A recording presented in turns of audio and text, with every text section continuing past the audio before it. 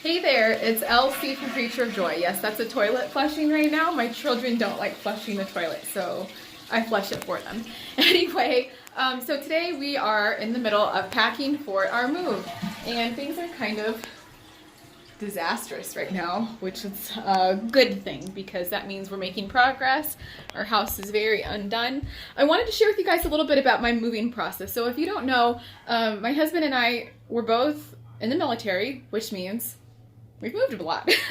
So we're going to take our moving experience to expedite our move here.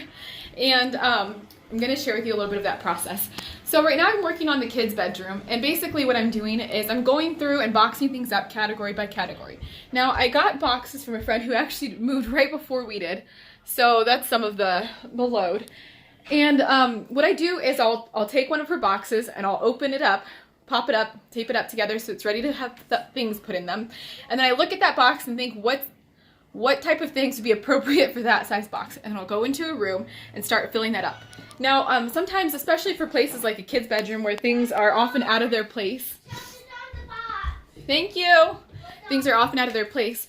Rather than stressing about keeping the whole bedroom clean and getting everything together, what I like to do is put things into the box. So start packing it up and get it mostly filled, but before taping it up, I will go ahead and move it into an emptier room. So that's why I have some things in the bathroom right here. Right, so here's this box of some learning books. And I know that I'm probably going to find one or two right at the end. And honestly, if I miss it, that's totally fine. But I'm going to leave that box open for a little bit, and I'm going to keep loading. So I have some more boxes in the kids' room that I'm going to move over to the bathroom, and then I'm going to grab another box, start loading it. And then right at the end, when things are pretty empty, you'll find a bunch of knickknacks. Now, if you know that, like, this is definitely a book, and I know exactly where the book box is, go ahead and throw it in there if it's not sealed up. If you'd like, you can do, you know, a little preliminary one line of tape, and that's totally okay. You don't have to go seal it all the way up. But if you can't find the box, don't stress it. Have one box with all the miscellaneous junk, all the things that got left behind. Do a little left behind box, and that'll work really well for you, because at the end of the day, you don't want to spend your whole entire time trying to organize things and pack everything perfectly. If your house isn't like that right now, which no one's is, then it's okay. Have a junk box just for now. And when you go through and unpack things, if it's important to you, you can go ahead and sort things through. But for now, just, you know, set it as, have a box for things that can be left behind.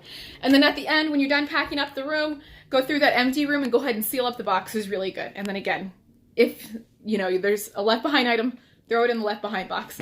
Anyways, I'm Elsie, Creature of Joy. Thanks for packing with me.